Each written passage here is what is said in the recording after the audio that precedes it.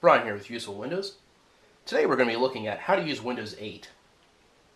Now I know some people aren't very happy with Windows 8, but others seem to really like it, and it really is an interesting operating system from Microsoft. So today we're going to look at how to use Windows 8 on a touch screen device.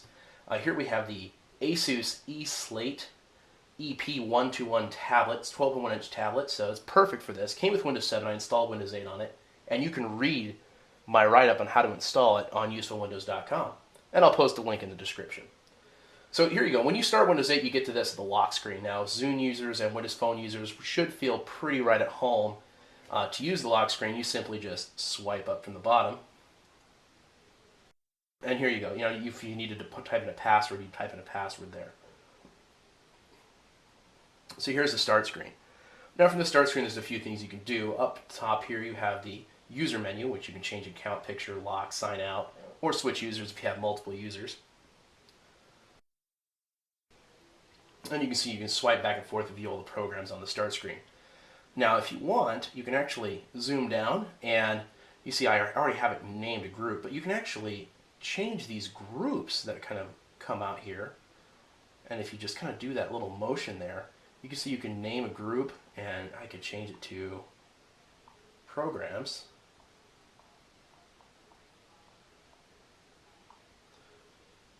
And that'll always say programs up at the top. It makes it nice to kind of organize things. You can name each group if you wanted to of icons.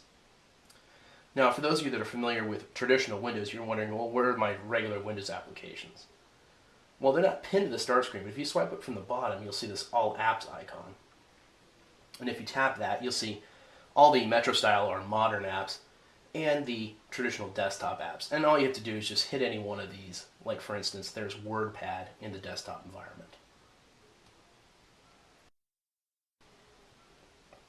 Also from here, if you wanted to pin an application, you can do the same little motion that I showed earlier. You just kind of tap and kind of just barely bring it down a little bit. And you can see you can pin it to start or pin it to the taskbar if it's in a traditional Windows application. And for some of the applications as well, I'll just tap that back to deselect it for now. Close, doggone it. There we go. Come back over here. For an application that I installed, for instance, 7-Zip. This thing's a little sensitive. Here we go. You can actually hit uninstall right from the start screen, and it opens up programs and features so you can uninstall the application. That is a nice feature that has been added. Now, also from the start screen, you can do the same thing with these pinned apps. I could actually bring up the same or similar information and unpin it from the start screen, uninstall it, or make the tile smaller, just like that.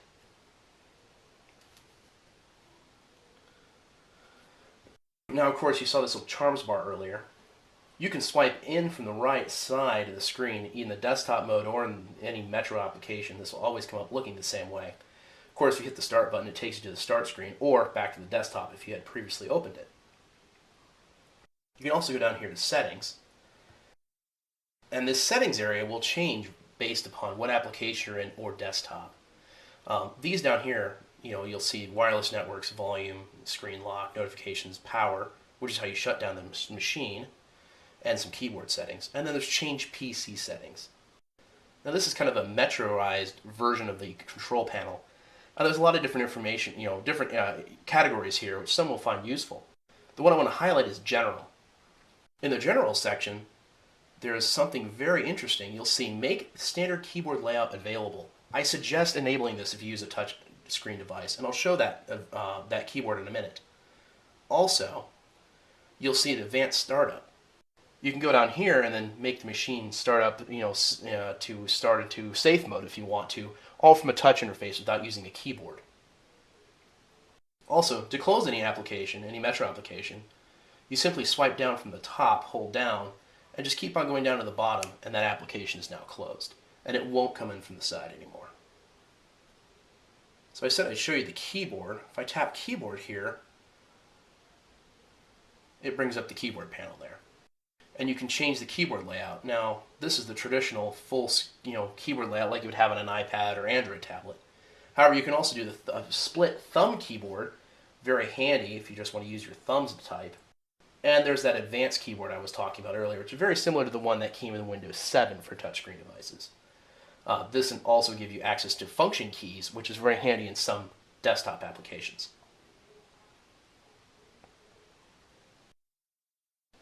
So, now what we're going to look at is we're actually going to go to the desktop for a while.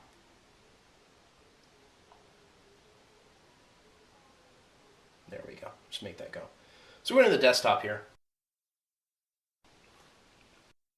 And in the desktop, you can see the keyboard icon again is right down here in the start bar, and there's a little X, so you can close it at any time.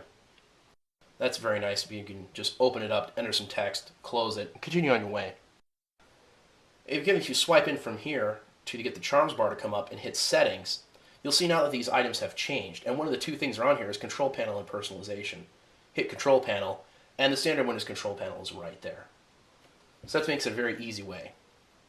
However, I want to show you something else. If you go back down over here and do personalization, you can add some very interesting things. If you remember, most Windows versions, you'll be able to add desktop icons, and you still can right over here. Hit change icon or change desktop icons. I like to select them all. Hit apply and OK. And now you have all these desktop icons on the side, which makes accessing computer control panel very easy in the desktop environment. One of the other things that have been added is a ribbon interface Explorer. Hit any of these look almost like tabs right up here, and you'll see the ribbon drop down. However, if you tap away, it disappears. I personally like to hit this little caret on the side and just leave it so that way the ribbon is always down. I find that to be much more intuitive, so I can just grab something at a glance instead of having to have that thing come up and down all the time. Some people may not like this. They may not like the minimalized interface, though, and that's okay. You can do either way.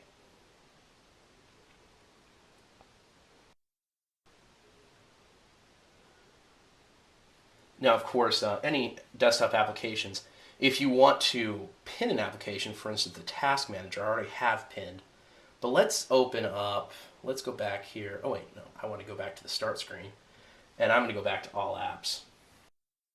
And let's say the Run command. I wanted the Run command in the desktop environment. Well, if I just accidentally clicked it and tapped it, well, can I pin it here? Yes, you can still pin it just like Windows 7. Simply hold down to make a right-click function as you would in Windows 7, and you hit pin this program to the taskbar. Now when I close it, it stays pinned to the taskbar, just like it would in Windows 7. So that hasn't changed.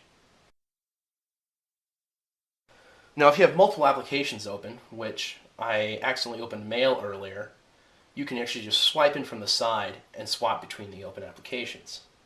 I'll go back to Start and open up a couple more. For instance, the Metro version of Internet Explorer, which I'm not connected to the internet. I can just keep swiping in from the side to move between the open applications and the desktop environment, or I can move in like this, and you'll see this little switcher bar come up, which gives you access to the start screen or one of the open applications. This is also where if the tablet supports it, you can pin an application to one side. It takes about this much of the screen, and the rest would be taken up by the other application. Unfortunately, the resolution on this does not support snapping applications side by side. So I'll have to show you that maybe separately on my laptop. Now I'm going to go back into Metro version of Internet Explorer. You see, if you tap on the screen, that bar goes away, and that's not exactly good, and it's very minimal. I don't necessarily like this. I like that bar being down there, and I prefer it would stay there, but to get it back, simply swipe from the top to the bottom. And you'll see when you do that, now you have access to open tabs, and you can even open an additional tab, and you can see your favorites or frequents will show up right here. Now, also, if I wanted to, there's this little handy settings menu here, and you can go from a page here that maybe it's not loading Flash Player correctly or something, and you can hit View on the desktop, and it'll open that same page in Internet Explorer on the desktop, where you may have access to more plugins. Now let's go back to the Metro version of Internet Explorer. And if I haven't showed you earlier, again, to close an application, say I wanted to close Mail, you just kind of grab the program, just keep swiping down, and it'll just close. Now in the Metro version of Internet Explorer, this is the best show you this part of the charms bar. Swipe in from the charms bar and you'll see Share and Devices, which I haven't covered. And if you hit Share, you see that I can actually share this page with Mail or one of my contacts in the People Hub, which is very handy. And there's additional applications that will be able to use the Share feature. Also, if I go to Devices, you'll see the Microsoft XPS document writer, but if I had a printer installed, this is also how I would print from the Metro version of Internet Explorer or other Metro applications that support printing. And since I haven't showed it earlier, the search button up top, I can search Bing right from here, but if I hit an app, click on it, or tap on apps, all the apps come up and I can search all the apps. I can search the settings in the computer, or I can search my files.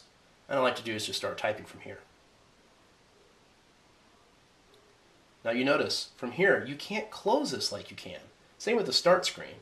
However, swiping from the side and hit start brings you back there, or just swipe in from the side to bring up that last application you're using. I'm going to close Internet Explorer and swipe back to the desktop. One more thing you can do with the desktop, you can do that same close feature and close the desktop environment. However, if you have an application running in the desktop environment, it does not close it. It leaves it running. Hit the desktop tile again, and that program will still be there. I'll demonstrate this by opening up the computer. Now, my computer is open, but if I close desktop, it does not close my computer. You'll notice if I swipe in from the side now, there's nothing open as that Windows thinks, but tap desktop, the computer is clearly still there and still running. I think that has more to do with how Explorer ran in the past. So I think that about does it for now. If there's anything I've missed or anyone has any additional things that they'd like to share, please share it in the comments, or you can email me at usefulwindows@outlook.com. And again, make sure to visit usefulwindows.com. I'll hopefully have a text version of this to go over a few things. And yeah, hope to see you all soon.